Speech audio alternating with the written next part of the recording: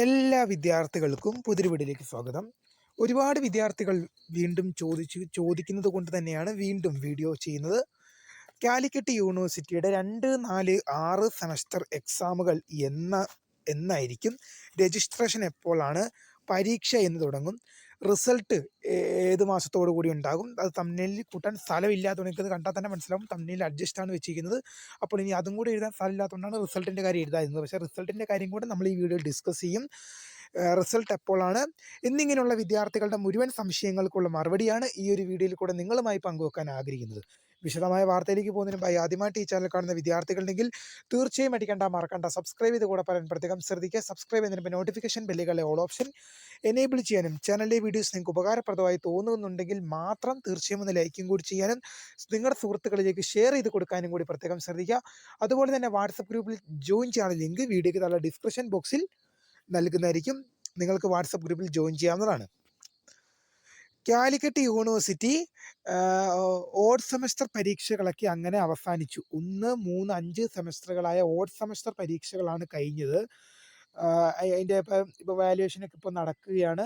ഇപ്പോൾ 1ാം സെമസ്റ്റർ പരീക്ഷയായ കാലിക്കറ്റ് യൂണിവേഴ്സിറ്റിയുടെ all semester പരീക്ഷകൾ 1ാം സെമസ്റ്റർ പരീക്ഷയായ 1ാം സെമസ്റ്റർ മൈനർ പേപ്പറിൻ്റെ മൈനർ 2 ജെൻഡർ ഹിസ്റ്ററി എന്നൊരു പേപ്പർ എന്ത് ചെയ്തിരുന്നു? പരീക്ഷ റദ്ദാക്കിയിരുന്നു. അതിൻ്റെ പരീക്ഷ എന്ത് ചെയ്യും?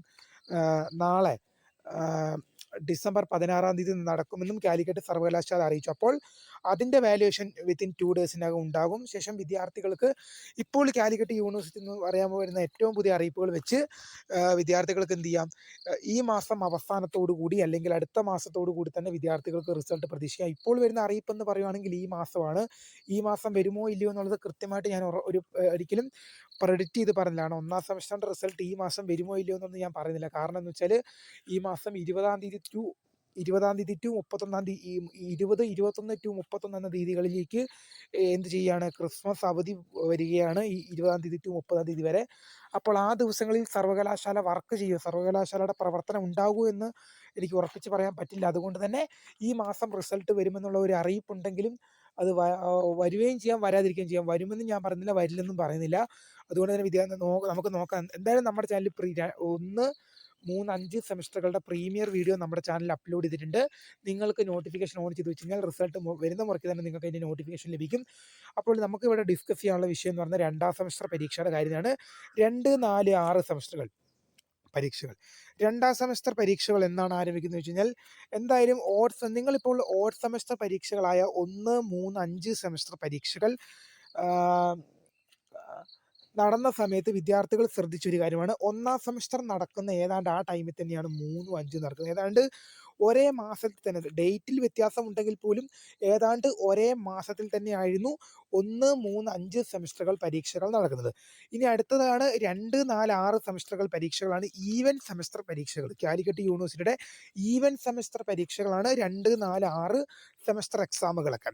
അപ്പോൾ അതെന്നാണ് ആരംഭിക്കുന്നത്? കാലിക്കറ്റ് യൂണിവേഴ്സിറ്റിയുടെ നമ്മൾ അക്കാദമിക് കലണ്ടർ നമ്മൾ നോക്കുമ്പോൾ ഈവൻ സെമസ്റ്റർ പരീക്ഷകളായ 4ാം സെമസ്റ്റർ പരീക്ഷയും 6ാം സെമസ്റ്റർ പരീക്ഷയും ഒരു മാർച്ച് അവസാനത്തോടു കൂടി അല്ലെങ്കിൽ ഏപ്രിൽ മാസത്തിലോട് കൂടിയാണ് പരീക്ഷ എന്ത് ചെയ്യാറ്? നടക്കാറെന്നാണ് അക്കാദമിക് കലണ്ടറിൽ പറയുന്നത്. അക്കാദമിക് കലണ്ടറിൽ കാണുന്നത് മാർച്ച് എന്നാണ്. പക്ഷേ എന്നാൽ പോലും ചില സാഹചര്യങ്ങളിൽ സമയമാകുമ്പോൾ നീട്ടിവെക്കുന്ന ഒരു പരിപാടിയും ഒക്കെ കാലിക്കറ്റ് യൂണിവേഴ്സിറ്റിയുണ്ട്. ഇപ്പോൾ 1ാം സെമസ്റ്റർ മൈനർ 2 എന്ന പേപ്പർ വിദ്യാർത്ഥികൾ പരീക്ഷ എഴുതി കഴിഞ്ഞപ്പോൾ കാലിക്കറ്റ് യൂണിവേഴ്സിറ്റി പരീക്ഷ റദ്ദാക്കി. നമ്മളത് കണ്ടതാണ്. അപ്പോൾ കാലിക്കറ്റ് യൂണിവേഴ്സിറ്റിയുടെ കാര്യമാണ്.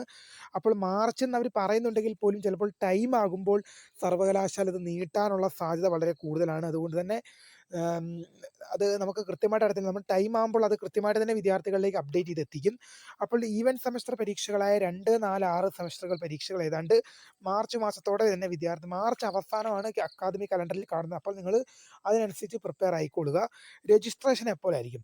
കാലിക്കറ്റ് യൂണിവേഴ്സിറ്റിയുടെ അക്കാദമിക് കലണ്ടർ നമ്മൾ പരിശോധിക്കുമ്പോൾ 2, 4, 6 സെമസ്റ്റർ പരീക്ഷകളുടെ രജിസ്ട്രേഷൻ ഡേറ്റ് ആയിട്ട് അതിനകത്ത് കാണിക്കുന്നത് ജനുവരി 2 മുതലാണ്. ജനുവരി 2 മുതലാണ് രജിസ്ട്രേഷൻ വിൻഡോ ഓപ്പൺ ആകുക എന്നാണ് അക്കാദമിക് കലണ്ടർ പ്രകാരം നമുക്കറിയാൻ സാധിക്കുക. പക്ഷേ അങ്ങനെ തുറക്കാനുള്ള സാധ്യത വളരെ കുറവാണ്. കാരണം എന്ന് വെച്ച് കഴിഞ്ഞാൽ ചുരുക്കി പറയുകയാണെങ്കിൽ ഇപ്പോൾ FIUGP ആണ് ഇപ്പോൾ രണ്ടാമത്തെ സെമസ്റ്റർ എന്ന് പറഞ്ഞത്. അപ്പോൾ അതിൻ്റെ ക്ലാസ് പോലും തുടങ്ങാത്തൊരു സാഹചര്യമുണ്ട്. 2, 4, 6 സെമസ്റ്ററുകളുടെ ക്ലാസ് തുടങ്ങിയിട്ടുണ്ടോ എന്ന് തന്നെ അഥവാ തുടങ്ങിയെങ്കിലും കാര്യമായിട്ടുള്ളൊരു ഭാഗം പോർഷൻ പോലും കംപ്ലീറ്റ് ആയിട്ടുണ്ടാവില്ലെന്ന് എനിക്ക് ഉറപ്പുണ്ട്. കാരണം പരീക്ഷ ഈ അടുത്ത് കഴിഞ്ഞതേ ഉള്ളൂ.